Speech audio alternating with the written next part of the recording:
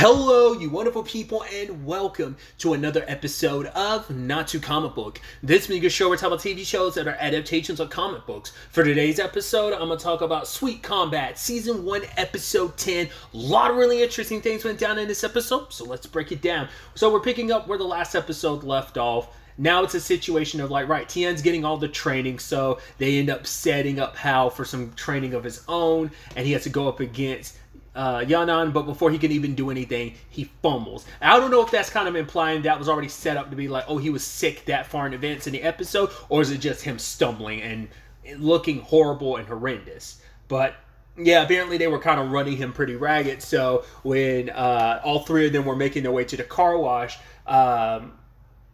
they were offering their help to him, but I love that Hal's like, man, I'm tired after all you guys put me through, and then Xiaomi steps on his foot, and he's like, of course I've got energy to help out a friend through thick and thin, because I think it also plays into Tian accepts the help because he remembers he doesn't flash back to it at that moment, but later on, it is that thing of, right, I have been super reluctant to accept people's help. Because he kind of talks about it where it's just like he took a lot of that on himself because for one, he's kind of not best at asking for help, but also he admits that it made him feel weak, like having to rely on other people, because once again, when you're in debt to people, it feels like you have to pay them back. So he didn't ever want to feel that way. It's like, it's my responsibility. He thought it's like once again, like bottling stuff up, taking on a chin, he thought that would make him strong, and it just wasn't the strength he thought it was, And it ended up causing more problems later on, and that's why we're here where we are. But either way, they're helping clean the car, and I love that. Like, once again, we get the whole car wash thing. I was like, yeah, they did the thing. So once again, there's so many things where I'm like, okay, are they going to do the thing? And they hadn't quite done it, so I'm like, maybe they're not going to do it. And then like a couple episodes later, an episode or two or a few later, it's like, no, they're doing the thing. So this is our time where we get to see like the entire group kind of hang out at the car wash. This is our first episode really getting at it. Because I even love later on, Queen was like, oh, you want to box with me later, Yanan? But it's like, oh no, you guys are at the car wash. And then she strolls up and she's like, yeah, she's talking to the driver. She's like, yeah, you wanted to come get the car wash. And he was like, what? No, miss, you told me. And she's like, I know, you can go ahead and get the car wash if you want to. He's like, okay. It's like, she made the excuse to come here. And she's like, yeah, I'm doing this because I want to help out, the business. But it's like, Tiang doesn't own this place. You wanting to you showing up here actually just makes more work for us. And so Queen decides that she'll help out just because she wants to be helpful and useful, which once again, I don't think Queen ever directly helped. I know Mu Young and Dao did in the webtoon, but I don't think Queen ever directly, but she was always there to hang out and stuff. But maybe she did. I feel like I don't remember her actually directly helping, so her helping this is interesting. And obviously, Zhao Min's not too happy about Queen and Tian like having a lot of fun, and it's so neat, because with how they are too. And once again, this is another thing where it's like there's a character that starts working at the car wash that I was curious, like it almost feels like Hal was playing that character a little too. Basically, there's a character that wanted to get close to Jaegu, was stalking him just for the purpose of, oh, I want to get my revenge. But yeah, that character eventually, literally his entire story for the rest of the series, once he starts working at the car wash, he stays there the entire time. Literally, only times you ever really see him in the story is him working at the car wash. That just becomes his entire story, the entire series. You almost forget where his story started because he's just like at the car wash the entire time.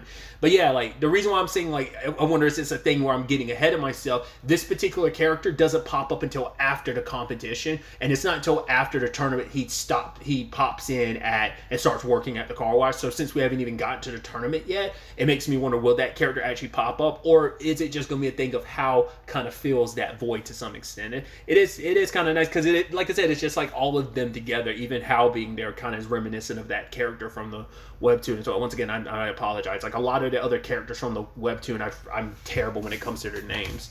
So, but yeah, they're kind of having fun, and Tian kind of thanks everyone. He's like, I'm not very good at it, but he even says like this line of, even if someone's not able to, whether they help whether they're able to or not able to help, their kind intentions are what matter most. That's the thing that he appreciates the most. Like even your intentions of wanting to help is good, and once again accepting kindness. And he even says like, oh yeah, I never thought I'd be able to talk with girls. He's like, in fact, I kind of disliked girls, but now it's like here I am actually having once again, like it seems like he's friendly enough with people, but he cut a lot of people off once again, especially when it comes to girls, just because of his past and stuff. So, but you had those smiles and exchanges between Tian and Queen, which Xiao Mi did not appreciate. I love her telling like when she's off alone with Hao, it's like, hey, squat down, and she grabs his ears like, what were you doing the entire time? Like you were supposed to be like keeping you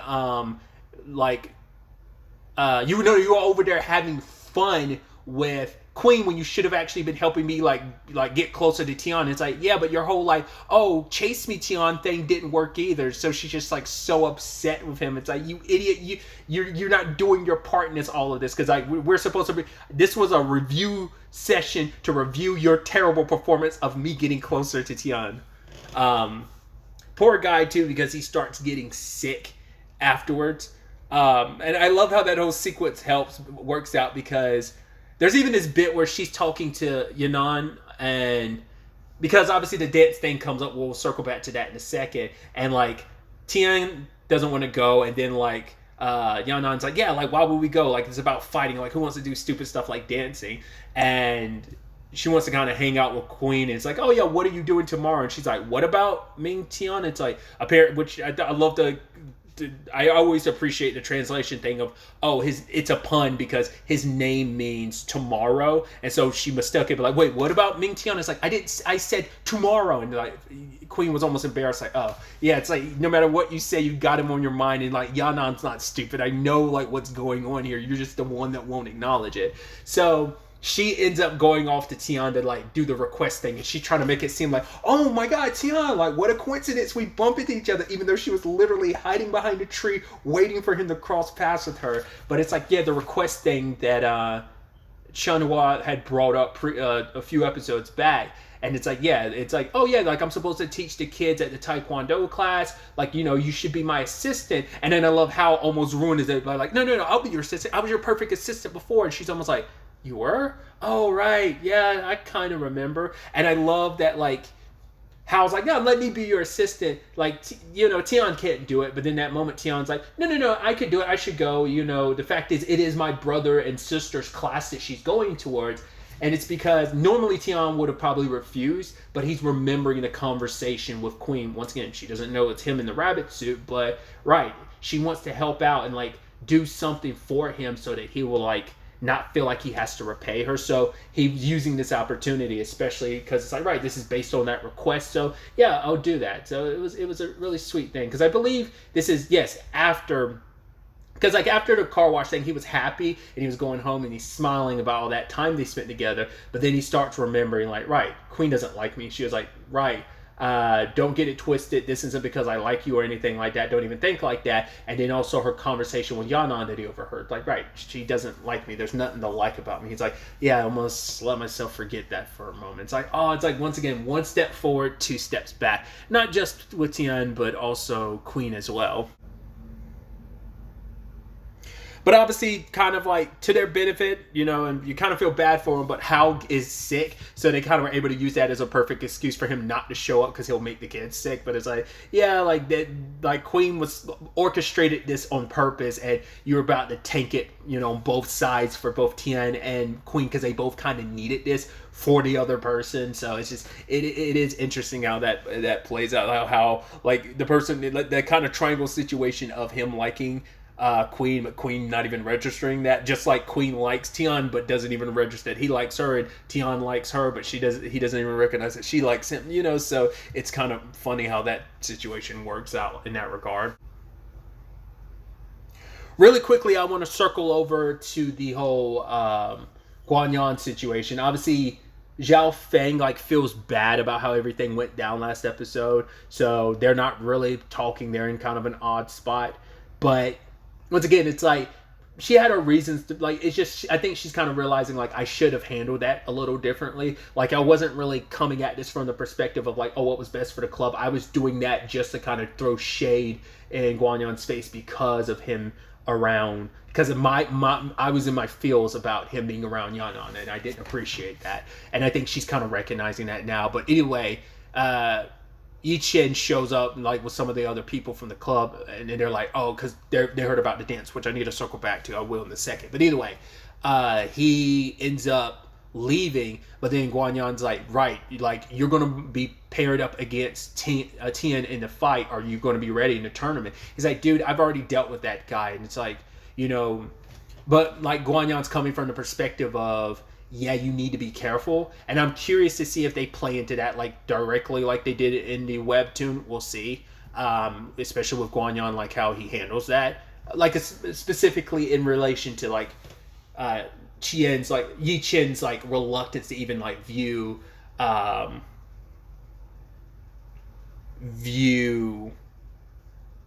Tien as, like, a threat or anything. It's like, hey, you're the person that, once again, the person you've always seen as weaker to you. Because we've never seen him really fully bully anyone else, because he knows, like, Tien's the perfect target. It's like, hey, you're the perfect target. You've been my punching bag for so long. I never had to go to anyone else because I don't have to worry about finding someone weaker. I found you, and I can latch on to you. And it just, once again, it's the ego trip of, I've done it before, I've done it over and over again, and not being able to do that, like, especially with all the trouble he's kind of gotten into recently because of Tien, it makes him extra motivated to push him around and go as far as he's done so far. But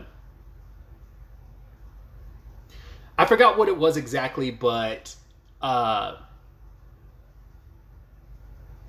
Feng said some remark about kind of like Guanyan. She's like, right, like, you're up here, like, chastising one of your members of your club, like, you shouldn't be doing that. And then, like, Guanyan just kind of walks away after Yi Chen leaves. But like I said, you can look on Xiao Feng's face, and it's just like she regrets it. It's like, she's like, right, I shouldn't have handled things this way. I shouldn't have done that. Because I think what like made her say something finally was, like, Guanyan had called out Yi Chen saying, like, right, are you actually going to fight Tien in the ring fair and square, or are you going to go after his brother again? Because his whole point was, regardless of how you feel about me, I am the captain of this team, and I want to make sure victory comes our way. And you are, like, a weak link because you're not training like you're supposed to. You're slacking off, and that's going to come back to bite you, which it will, because we see how hard Tien's, like, going in the ring and training. So, but like I said, like, Zhao Feng, like, she just regrets the whole thing. It's like, man, I wish I handled that differently. I shouldn't have, like, flown off the handle like that. So, I mean, because the fact is, Yi Chen, and I think it speaks volumes, he's skipping practice and stuff, but even she's still there despite how awkward things are between her and Guanyan. Even, like, other people, the people that decided to stay and not leave are like, yo, like, don't talk to the captain that way, you know, in reference to Yi Chen. But it's like Yi Chen and his boys aren't going to listen, so it's going to be interesting to see where that goes. Once again, I kind of already know, but still. But other than that, I want to circle back to the dance thing really quickly, which I thought that was so cute. Like, basically, the presidents had their whole conversation last episode, and it's like, the president of that school was like, all right, you know what, we're going to put out, like, something where we could all, like, join together and not have to, like, resort to violence and stuff like that. Let's do, like, kind of a meet.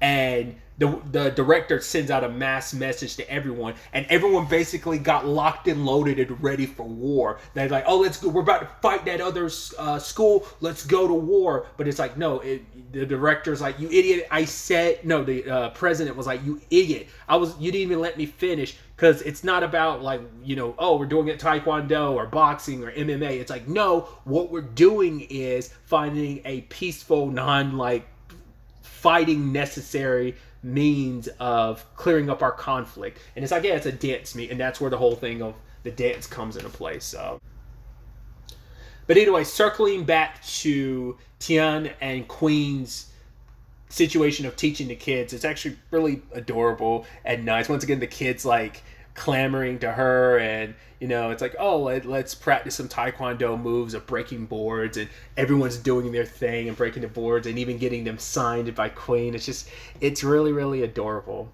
And for her, she's like, right, I saw you back there watching me. You thought I should probably teach them something more serious. But she said something beautiful where she's basically talking about her Uncle G without saying his name.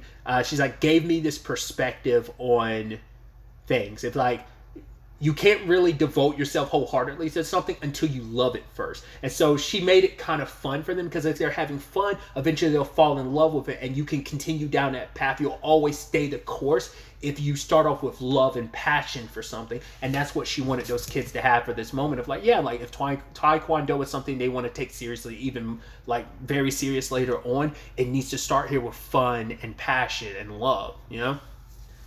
They end up ultimately coming across this old lady and like her child or grandchild who has a kite stuck, and Queen ends up helping unstick. I said, I'm about to say unstuck it. And we finally have that confrontation about episode 1 where Tien's like, right, you helped out this person, but what about that situation? And then she reveals like, yeah, there was a kid in the way. And like Tien's like, why didn't you say anything? It's like, for her, it's like, I don't feel the need to explain myself when I know that I never feel to answer people's questions when I know I did the right thing. She's like, plus I didn't really know you back then, so that's why I didn't say anything. But he's like, I'm sorry, like I shouldn't have made that judgment about you, and I kind of held that against you. And he's like, I'm sorry, you know. But she's like, right, she's like, it's okay, like I'm not very good, and I don't like explaining myself to people, you know, because she's kind of an enigma in a lot of ways. But and that's something he's kind of learned more about her, is like, because he even says like, right, I'm sorry for any misunderstandings between us, which there's still some of those going on, but like little by little, obviously that relationship has continued to grow and develop.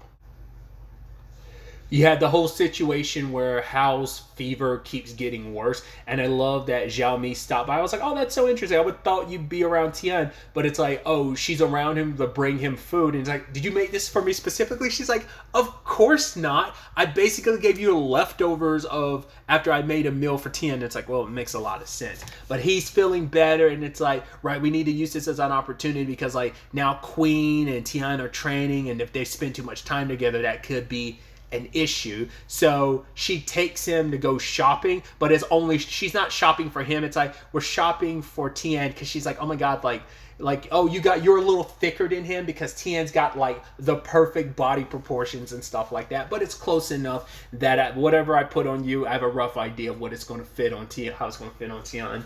And then obviously Hao ends up passing out because he's a lot sicker, because to be fair, he had a towel on and everything, so he was probably feeling like a tiny bit better, but yeah, he regressed. So all the while that's happening, Tian and Queen start training, which I think I meant to bring this up in previous ones, so I'd have to someone would have to correct me too. I don't believe Queen was ever directly involved with any of his training. Like I think I've talked about it before. Like in the webtoon, only Mu Young does. Like Dao's somewhat involved. She watches more often than not, but directly involved in Jaegu's training, she was only for like a tiny bit. It's mainly Mu Young, because they're teaching him mainly boxing. So, but like I said, he ends up mixing in other stuff too. So, but yeah, Queen is kind of helping in that regard. Oh yeah, I also skipped over like, right, you know, Zhao Mi had her opportunity to kind of show off her kicks and everything. And, you know, obviously the conversation about her being on the shorter side and her kind of putting her weight into her blows. And obviously poking fun at, like, you know, the ammunition between one of the bickering points for Zhao Mi and Yanan is the whole, like, right, difference in sizes. And it's like, oh yeah, like she's like 60 something. It's like, no, I'm like 50 something. Let's fight right now, you little, like, you know, so.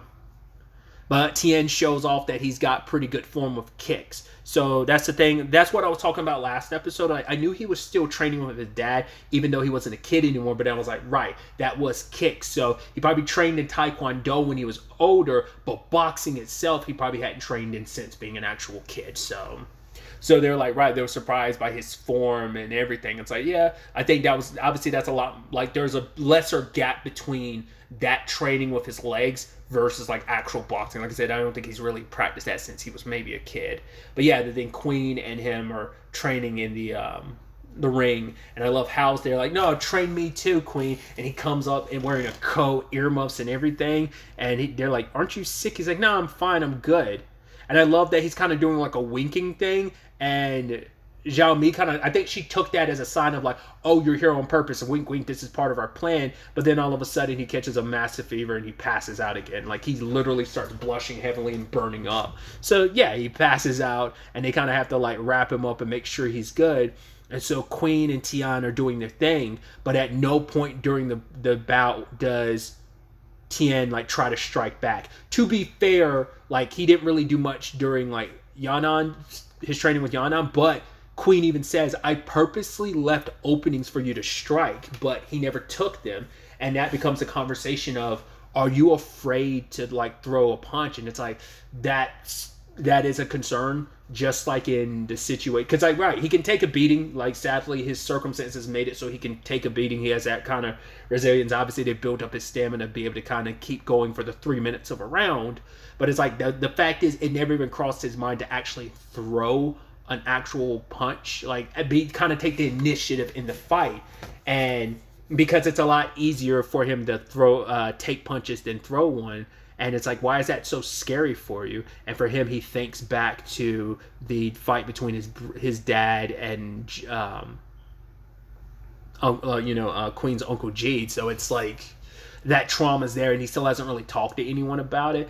But it's like, this is that first time where that's really come up. And even Tian's been so caught up in everything, he's never quite thought about it. He's like, if Queen had never brought that up, I mean, obviously it's better to learn that now rather than like actually at the time of the tournament. But if I remember in the webtoon, it is kind of like pretty soon that they learn, like, because obviously they're running out of time. But I want to say, I mean, it was the same issue of Jaegu not being able to like throw a punch. Once again, the circumstances are different. It's just being beaten up is one thing, but he also has the psychological trauma of what happened with his dad and the aftermath of how that basically destroyed his family. So he has that extra layer of trauma, whereas like Jaegu just has a trauma of like, oh, I got beat up. I mean, everything about getting beat up in his mentality, like, if it wasn't for the circumstances of his life, Tian would have been the type of person that would have probably, who knows, he would have fought back, but the trauma and the pain of the past, like what happened with his dad and his family falling apart, made him not want to throw a fist anymore. And just like that, he still has that association, so he's not too quick to throw a punch. And once again, it just depends on the circumstances. I mean, we never actually got to see in the fight with Xiao Feng, like, oh, it was a very one-sided beatdown, obviously, but you know, he was just trying to defend himself. But we don't even know if he even attempted to hit her or not. You know, to be fair, it's a different situation where it's like, hey, he's training with Queen and getting ready for a fight. But I doubt he threw a punch in that situation either. But it's also like, right, he was angry, he was blinded by rage. You know, he was going to charge at Yi-Chen, but like I said, he's angry, he's seeing red. Like, that's different than like actively, like, calmly choosing, like, yo, I'm going to punch. You know, there is something else to that. So the episode ends with Tian coming home, and lo and behold, who's waiting for him?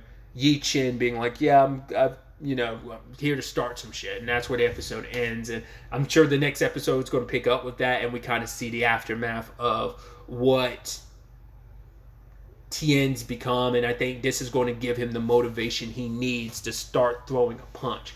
You know, it's like, right, the person who's kind of not at the core of your trauma, but definitely plays his own role in your like willingness just to take a beating. So it's going to be really interesting to see where the next episode takes us going forward with all of this. But really, that's all I wanted to talk about. So the next time we meet, be happy, be safe, live life to the fullest, and enjoy it.